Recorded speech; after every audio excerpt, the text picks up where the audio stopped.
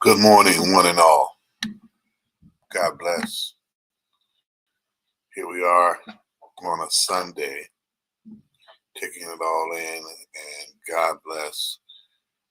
We're going to do this right now.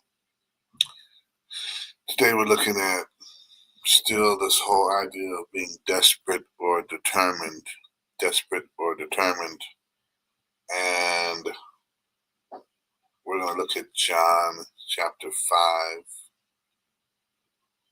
verses 2 through 9, the Gospel of John, chapter 5, verses 2 through 9. And as we do this, understand the situation in the text is a situation that Jesus dealt with at that time, but the situation in your life that you need Jesus to deal with may be something else entirely different today. Keep our hearts and minds open as we unpack this text. Let's go for it. John 5, verses 2 through 9. I'm reading from the English Standard Version, the ESV, and it reads, "Now there is in Jerusalem by the sheep gate a pool in Aramaic called Bethesda, which has 5 roofed colonnades. In these lay a multitude of invalids, blind, lame, and paralyzed. One was there who had been an invalid for 38 years. When Jesus saw him lying there and knew that he had already been there a long time, he said to him, 'Do you want to be healed?'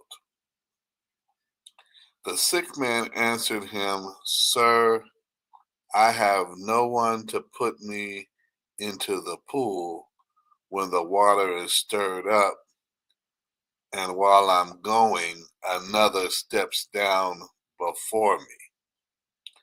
Jesus said to him, 'Get up, take up your bed, and walk.' Jesus said to him, 'Get up, take up your bed, and walk.'" And I want to emphasize another part of this text, which is part of our focus today, which is verse 6 from the ESV. Verse 6 from the ESV. And it simply says, "When Jesus saw him lying there and knew that he had already been there a long time, he said to him, 'Do you want to be healed?' In another version, it asks, 'Do you want to be made whole?' Is that your desire? What's your desire today? What are you looking for? What answer are you looking for? What problem are you dealing with?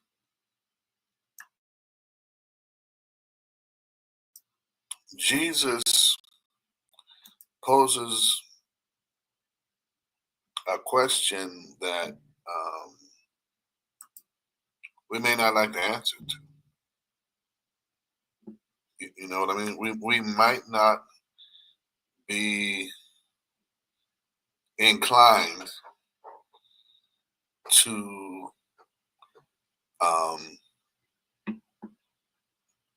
get down to it, right?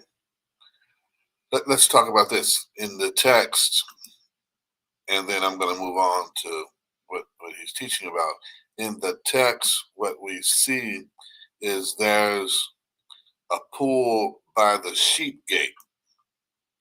In Aramaic, it's called Bethesda. In Hebrew, it's called Bethesda. In the ancient Aramaic, it's called Bethesda. And just so you can get a hold of it, that's what they're talking about, right? And if we want to be genuine about it, Aramaic is not something cryptic and oh, wait a minute, hold on. Aramaic just means it's ancient Hebrew language.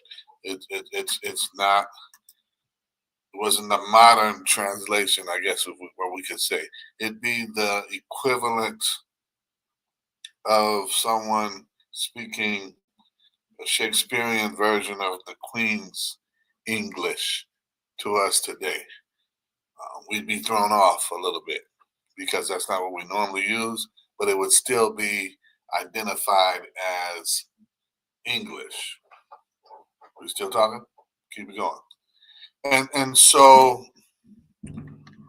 what's profound about this is the location is near the sheep gate, right? And it's a pool, and there are 5 roofed colonnades.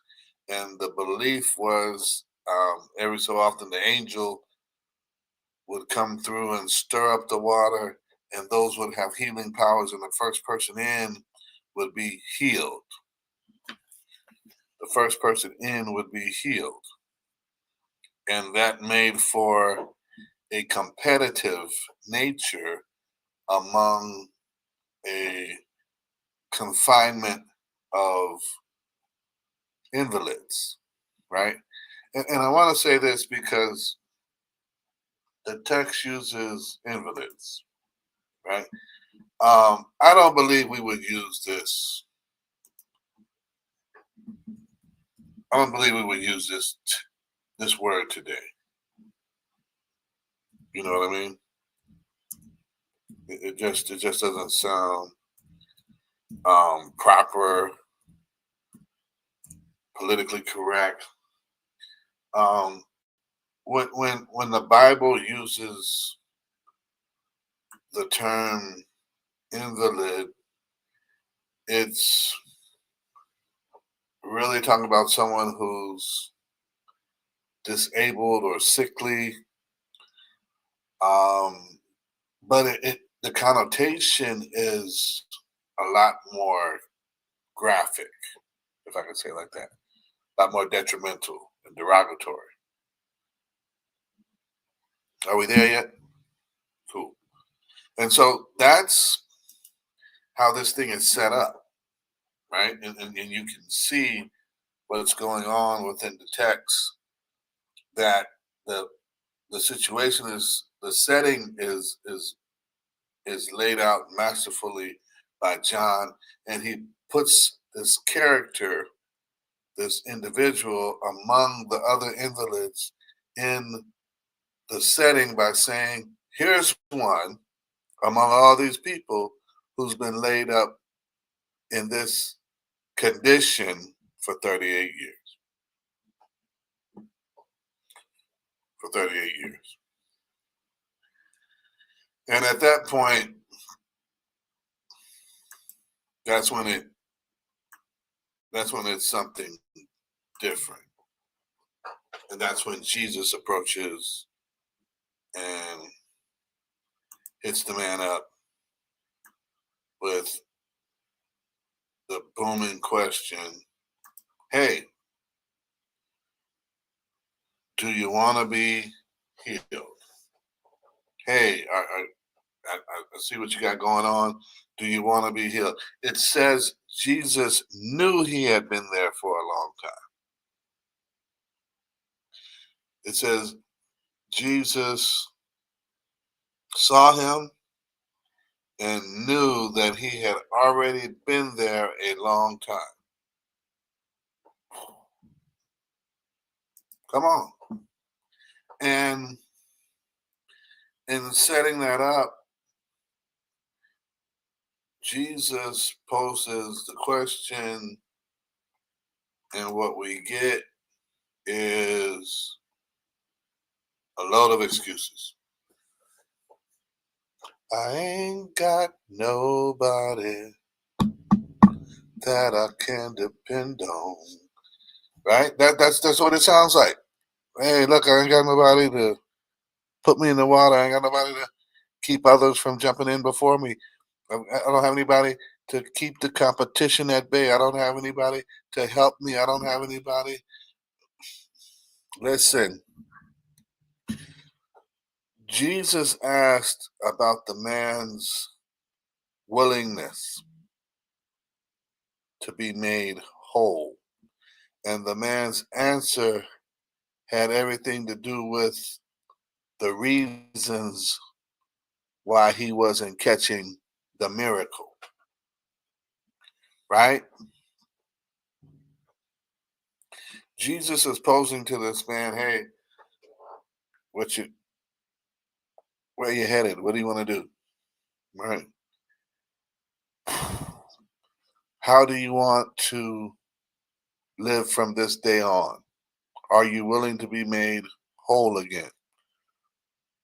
And the man starts rattling off what's wrong with his situation, what he doesn't have, what resources are not in his possession, what things need to be changed or could be changed.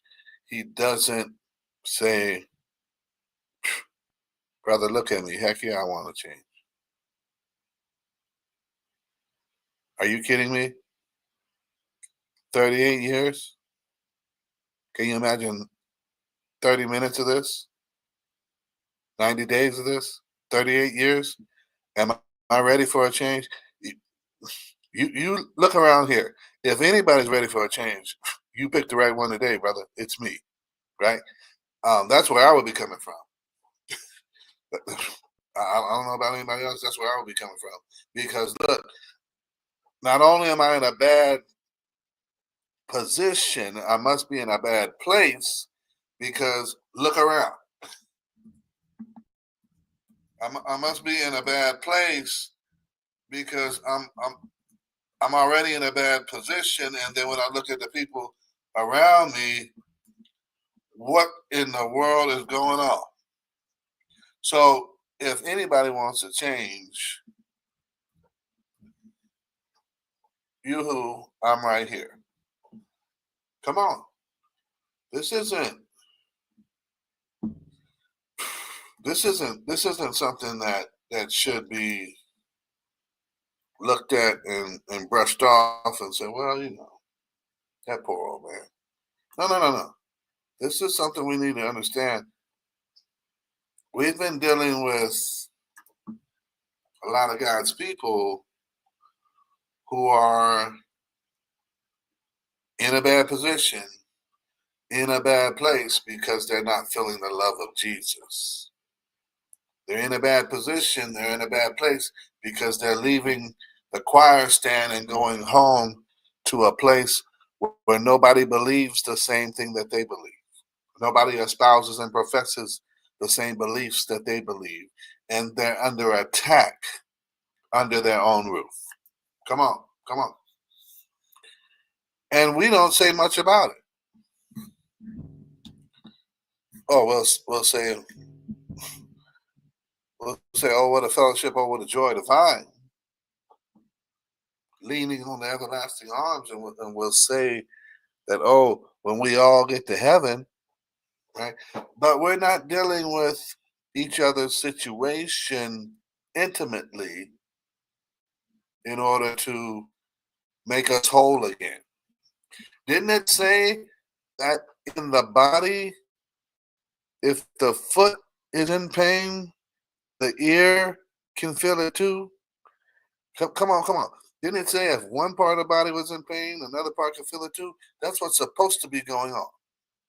And so here it is. It's a man in a bad position, in a bad place, and Jesus asks him, "Does he want to be whole?" And here's the problem: the man wasn't lazy. That's not the problem. The man wasn't lazy, not by any means.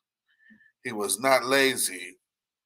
He was his own problem because of three things, right? And then I can wipe this out. He was his own problem because of three things.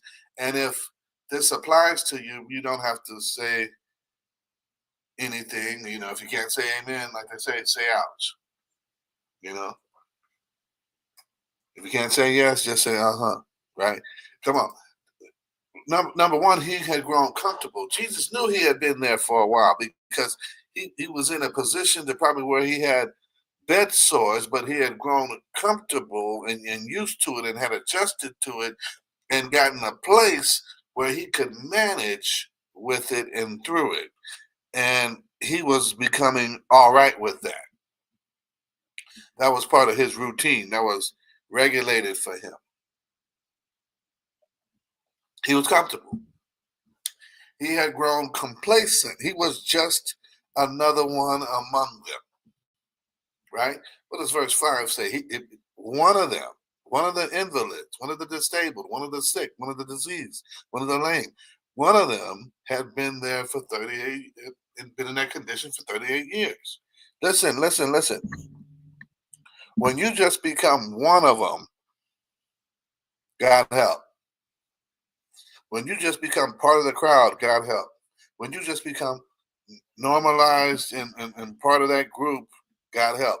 Because what that means is things have gotten so normalized that now your nature to do anything about the situation has been neutralized. Tough to take, tough to hear, tough to imagine, but that's what happens. And so he had grown comfortable, he had grown complacent, and now he's complicit. Why do I say this man is complicit? Why do I say this man is to blame for part of this? Well, look at it. Look at the situation. He's contributing to his own demise based upon his mindset, where his head is at, his perspective on things. Do you want to be made whole? Are you willing to be healed? Do you want to be rid of this sickness? Do you want to be rid of this disease? Do you want to be healed and able to walk again? Instead of, heck yeah, he is full of excuses, breaking down the sob story of what's going on with him, right? And here's the thing we need to look at as the people of God, as the children of the Most High.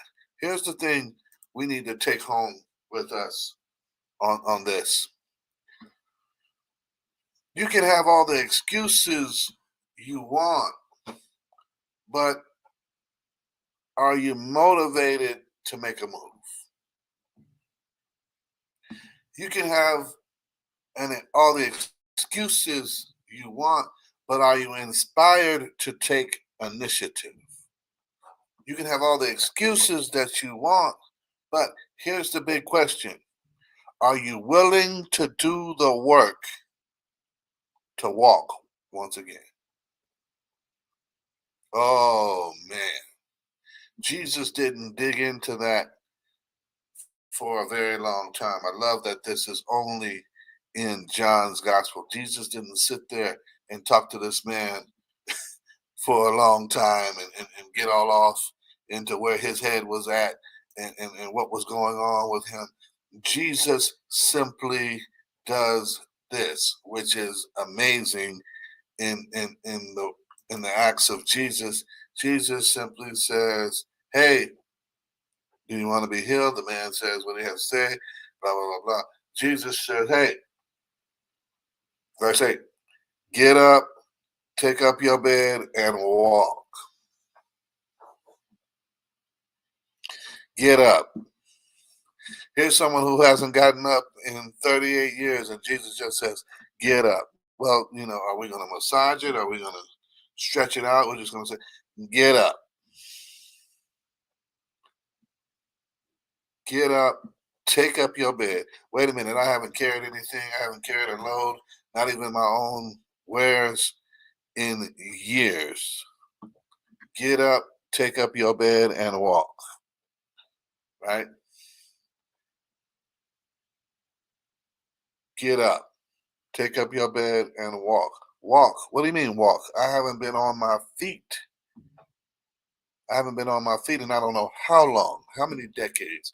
And now you're going to say, get up, take up your bed, and walk. You want me to carry something, stand here, take some steps with some legs that haven't even been in use. And verse 9 says it's possible because it says, and at once the man was healed, and he took up his bed and walked. Ooh, ooh. Now be I would be inclined to say this was all we needed to know, except for hanging on the hinge of the text is a short phrase that makes it possible for us to say, God, you sure can do some things in your own way. Hanging on the edge of this text is the phrase, now that day, come on, y'all, was the Sabbath. Remember the question about the Lord of the Sabbath and who the Sabbath was for? Now that day was the Sabbath. Remember they were jamming Jesus up about the disciples eating and picking stuff in the field on the Sabbath, and how they were unruly and undisciplined, and what kind of rabbi was he? Now on that day was the Sabbath. Now think about it. There was a festival going on, and so it may not have been a weekly Sabbath. It may have been a holy convocation set aside for a particular feast and festival that came at that time of year. But that day, come on, y'all, was the Sabbath. You wasn't supposed to be healing nobody on the Sabbath. Shamas. Wasn't supposed to be doing any work on the Sabbath. Shamas wasn't supposed to be doing any of these things that would lead us to understanding anything but imitating God and his day of rest, which is a Sabbath where we get sabbatical from. And that day was a Sabbath, and Jesus was making somebody whole again. What does that mean? That means your breakthrough can come way outside of your schedule. Your breakthrough can come totally beyond the doctor's diagnosis. Your breakthrough can come long after the gavel has come down in the courtroom. Your breakthrough can come when you least expect it, but understand your breakthrough can come, and it can come through fully. Never heard of anyone not being completely saved. Never heard about Jesus needing to go back on the cross again to take care of something that didn't get taken care of while he was hanging up there. He can handle it. He's able. Your breakthrough can come through because even on that day, which was the Sabbath, he's still taking care of business. The only question is, are you willing to accept a change in your life? Are you willing to accept a change in your condition? Are you willing to be made whole again?